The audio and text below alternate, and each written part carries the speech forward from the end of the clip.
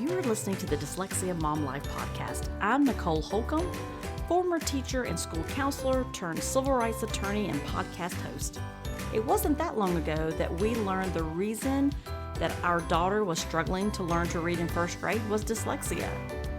Fast forward 4 years past many hours of research and collaborating with experts in the field of dyslexia, now I'm sharing the lessons I have learned that took me from being an overwhelmed mom who didn't understand dyslexia to a go-to mom who is helping hundreds of moms each week through education and collaboration. I created the Dyslexia Mom Life podcast to give you simple, actionable, step-by-step strategies and hacks to help you do the same. If you're feeling alone and lost on your parenting dyslexia journey and you're looking to find a mom who gets it, you're in the right place. Let's jump in and get started. Hey friend, you are listening to episode 121. I am so glad that you are here today. So this episode marks the start of the Dyslexia Awareness Month. So the whole month of October is Dyslexia Awareness. So you are going to see in the groups that you're in and the people that you follow, lots of conversations about dyslexia. And hopefully you will walk away with more information and also learning a few things along the way that maybe you didn't know. So today I wanted to start with answering a few FAQs. And so the first one I want to talk about, a most frequent asked question is, what is the best way for you to know that your child is making progress in a reading program? What is the best way for you to monitor that progress is happening? And so in Dr. Shaywitz's book, Overcoming Dyslexia, she talks about that specifically, and she gives 2 examples of approaches that we can use as parents to monitor if our child is making progress in the reading program that our schools are using. So the first one she talks about is a curriculum-based approach. She calls that the CBM. And that is actually where you measure the reading program and your child's specific growth over a period of time. And so she even talks about graphing this out, and you're able to really see a graphic representation and the progress that the school and you are looking for is you're looking at, is there a change in the awareness of phonics, decoding what they call nonsense words, reading actually real words, and then reading passages out loud. Those are some of the things that they measure through that approach. And so what is interesting there on that approach is that you are really looking for a distinct pattern. So what you're looking for is that you are seeing that weekly growth, but you're not necessarily sticking with just that weekly growth, but you're beginning to see over a period of several weeks that you are seeing an improvement of the number and the rate of words that the child is reading. So what we're looking for is that, I like this approach. I mean, really, a lot of people use a combination of the two. The good thing about the curriculum-based approach is that the educator or the tutor or the specialist that's working with your child can give you ongoing data, okay? And they're able to tell you that what your child's rate of reading growth is by looking at the growth, at the beginning of when they started and then looking over a period of time. And so what they do is actually have your child read out loud a passage, and then they look to see, the fluency score is what they call it. So it's the total number of words that they're able to read per minute minus the number of errors. And so they calculate that and then they chart that onto a chart. But like I was kind of alluding to a minute ago, it's important for us to have a base of knowledge of a few weeks at a time. But as we really start observing our child's progress in a reading program, it is better to look at it at 5, 6, 9 weeks to continue to look to see if the program is continually providing growth or does something need to be modified. So I like that Dr. Shaywitz talks about that because maybe 1 week the growth isn't there. Well, maybe that's a week that there's things going on at the school. Maybe there's activities. Maybe they're participating in some type of, maybe they're doing some homecoming events with their high school. Or maybe it is your child's not feeling great. So maybe that week is not a great indicator of how your child's doing. But over a longer period of time, you're able to look at the last 6 to 9 weeks and each week to see a progress. So I do also like that in her book, she talks about the rate of expected weekly reading growth. So this is the rate that is an increase in correct words read per minute. I'm going to give you a couple of examples of what she said because I think it's important as we think about as moms and we think about how quickly our child learns to read and catches up on grade level. That's the end goal, right? Like we want them reading at the same rate or better than their peers. And so we a lot of times will focus on what grade level are they reading at or, what's a Lexile score and things of that nature. I like this curriculum-based approach because you're looking at things real time related to just your child.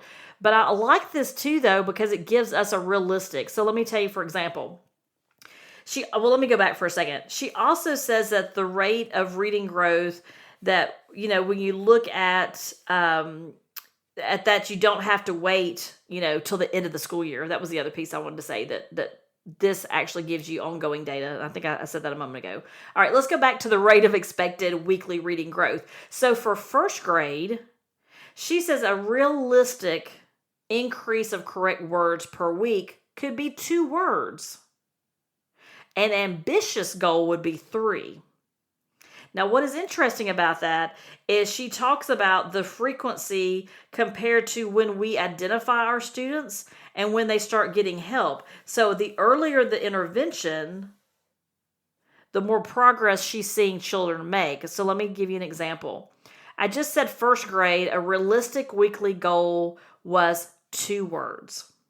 But do you know if that child's in 5th grade? She said a realistic increase of correct words is half a word. I'm not sure how you do half a word.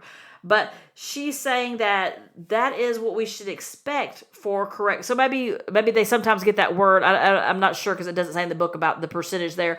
But if it's 0.50, does it mean some days she gets it right and some days she gets it wrong? But what's interesting there, though, is when you think about identifying our students as early as possible, if our children are identified in first grade, they are realistically, because they're still in that learning to read piece, where by 5th grade, they're reading to learn. So they're no longer in the mechanics of learning to read, if you will. And so they're seeing greater gains of students the earlier they do their intervention.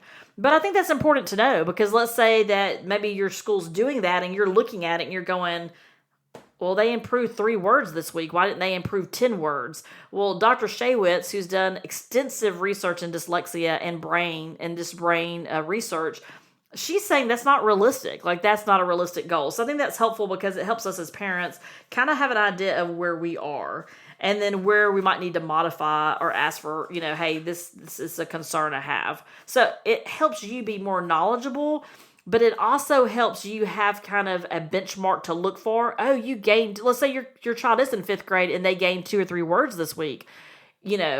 Wow, that's amazing. And so you need to kind of make a big deal about that at home, right? Like, I'm so proud of how your progress is looking. You should be proud of this.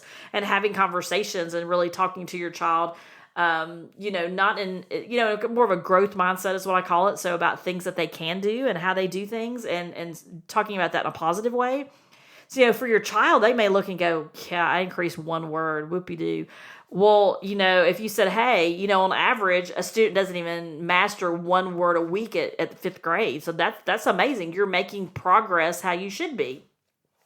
A second approach, or what I think is kind of a complementary approach, is where you monitor progress focused on more of their level of performance on that fixed period of time. Really what we're talking about there is that standardized testing, and they're measured and compared against their peers and students of their age, which is good because you can kind of see, are they reading? Well, you will see, not kind of, but you can see where they are on grade level compared to their peers, so you can kind of monitor it that way.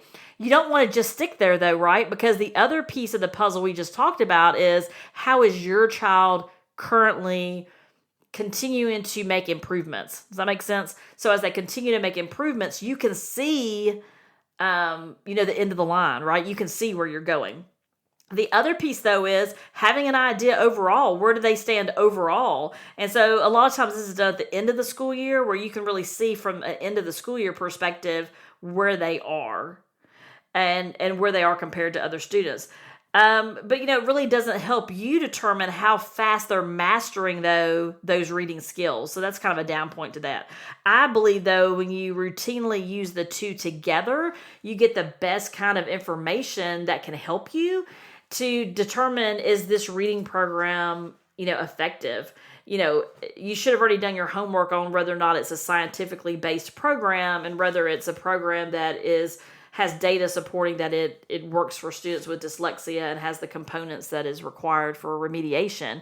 But at the end of the day, you want to look at, are they making progress currently, which will help the child with self-esteem and know that they're making progress. And then also at the end of the year, when they do those assessments, to be able to look, and you can compare one school to the other as far as, where were we in second grade compared to third grade? Where were we at in first grade compared to second grade? And so it can really help you see a big picture of how your child is doing with their reading skills academically. And so that's a really good kind of snapshot to get at the end of the school year. So if you are wanting to learn more about dyslexia, I would love for you to continue to listen to our episodes. And I would also invite you to come over to our Dyslexia Mom Life podcast community that is in Facebook. So we have a private Facebook group with some amazing and wonderful moms in there. And we have conversations. And, maybe this is a question you have. Hey, how are people monitoring their child's progress? What are you seeing? What are things we should look for?